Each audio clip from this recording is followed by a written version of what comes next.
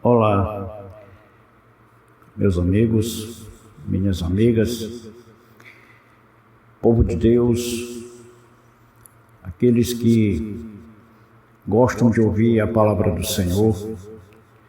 Estou trazendo aqui mais um momento de reflexão para nosso deleite espiritual, para nos abastecermos, para crescermos na graça e no conhecimento do Senhor. Estou trazendo aqui um momento de reflexão em que eu intitulo: Ele o chama, não tenha medo, louvado seja Deus. Então, meus amados, a palavra de Deus, ela nos instrui de várias maneiras, de todas as formas, a confiar no Senhor. E nos conforta, nos consola, nos fortalece, nos traz entendimento, sabedoria.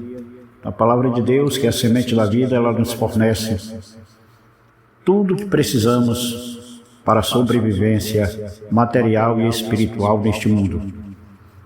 Porque o Senhor é o nosso socorro bem presente na angústia, né?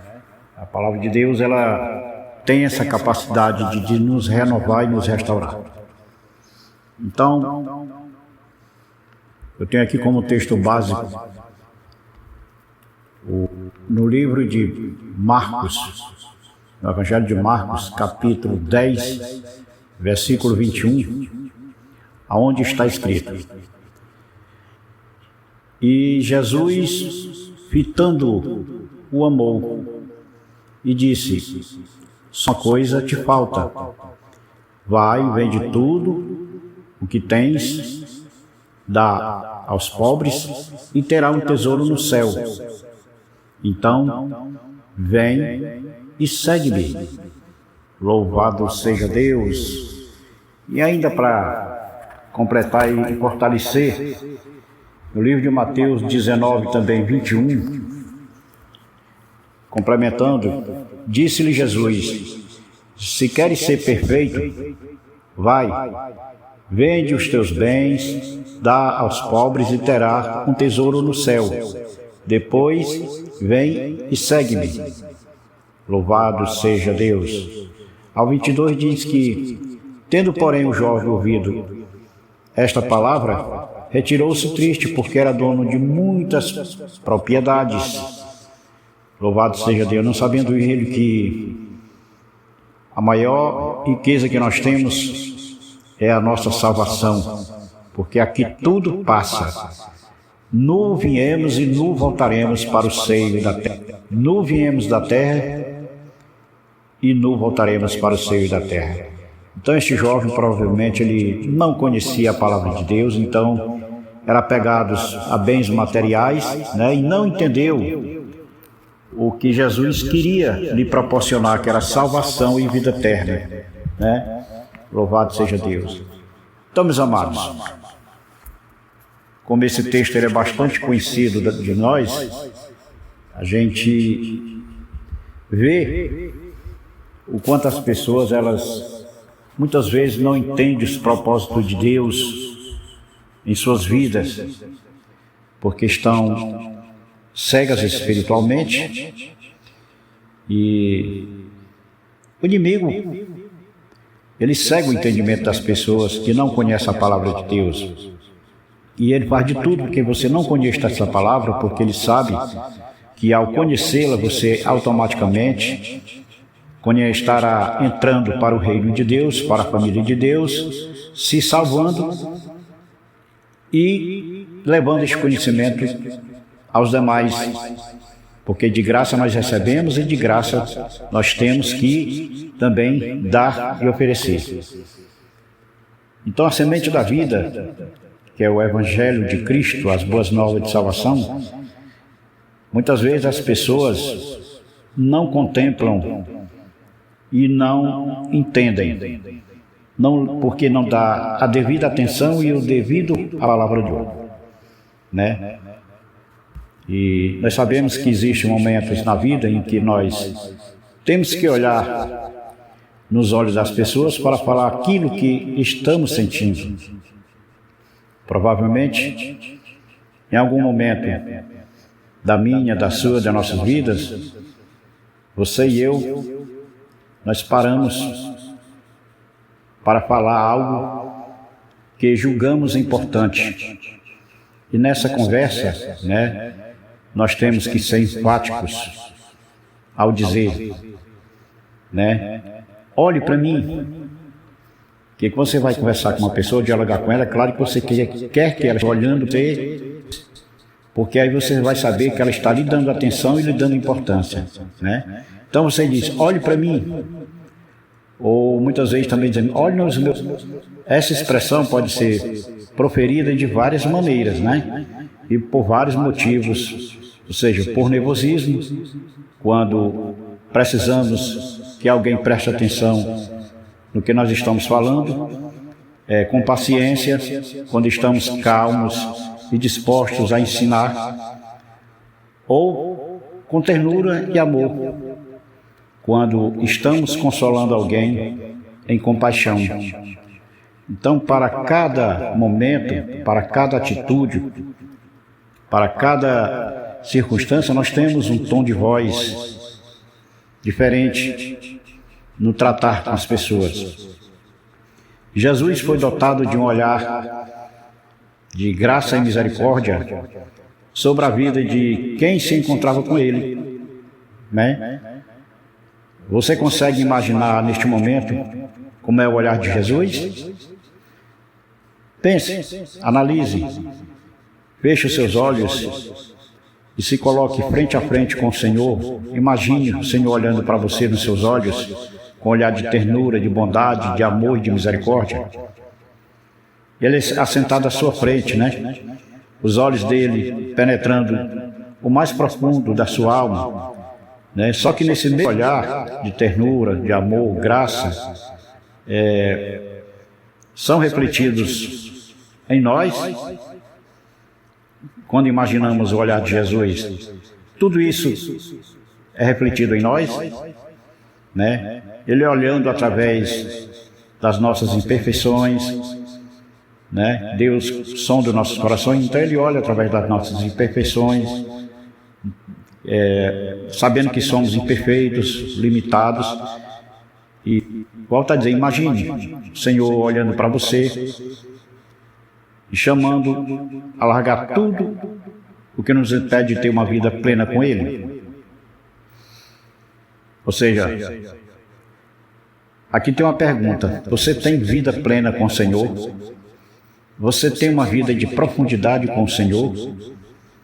Ou seja, uma vida plena,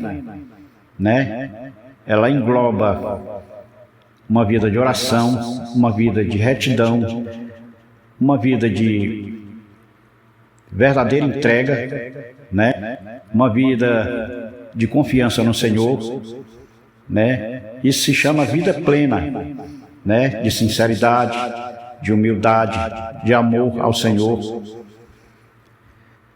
Todos nós podemos olhar para aqueles que estão à nossa volta, aqui falando de nós também, de nós mesmos, do nosso olhar. Podemos olhar para as pessoas que estão à nossa volta e expressar o mesmo olhar de amor que Jesus fazia com as pessoas. Aquele olhar de Jesus penetrante, Podemos fazer do mesmo jeito quando nós entendemos o amor de Deus. O nosso olhar transmite muitas vezes algo diferente daquilo que estamos proferindo com as palavras, Ou seja, o que eu falei anteriormente, o nosso olhar transmite muitas vezes algo diferente daqueles que estamos proferindo com palavras, porque para cada momento nós temos um tom, eu acabei de falar, Aí eu lhe pergunto, quando as pessoas olham para você, elas sentem o quê? Amor, medo, repúdio, raiva, ódio, repulsa, porque vai depender muito da maneira que você lida e trata com as pessoas, com amor, com carinho, com sinceridade, com mansidão, com ternura, com humildade. Isso é o que vai atrair a atenção das pessoas sobre a sua vida, né? É que vai atrair as pessoas para que elas lhe deem atenção. Porque os olhos de Jesus, que é esse olhar de bondade, misericórdia, de amor, estão voltados para transmitir vida, né? Esse é o olhar de Jesus para nós. E nós, como imitadores de Cristo, como Igreja do Senhor Jesus, também devemos transmitir esse fio de vida, essa confiança para as pessoas de que somos realmente cristãos genuínos e verdadeiros, para que elas tenham confiança e deem crédito ao que você fala, ao que você pede para elas seguirem, né? Então, quando falamos de Jesus, do amor de Deus, do reino de Deus para as pessoas, nós temos que ser respaldados pelas nossas atitudes, pelo nosso caráter, pela nossa sensibilidade, em transmitir a palavra de Deus.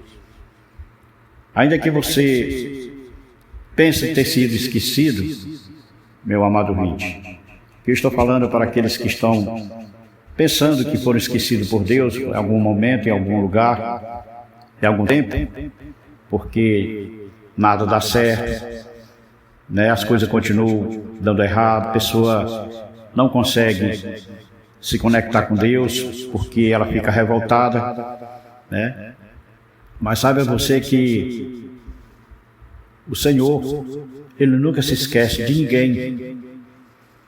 Ele está nesse exato momento esperando a sua entrega e a sua atenção a partir desse encontro em que eu estou mostrando para você que o Senhor não esquece de ninguém, que Ele é bom, que Ele é misericordioso, que Ele é Pai, que Ele é o nosso socorro bem presente e que Ele nos ajuda sempre que formos a Ele, sempre que o buscarmos, sempre que clamamos pelas suas bondades e misericórdia, né? Então, que você, na sua vida, reflita essas palavras, conduzindo para você, através do Espírito Santo, né? Porque o amor do Senhor, ele é imensurável. O amor do Senhor pelas pessoas, ele é um amor que o homem não consegue medir.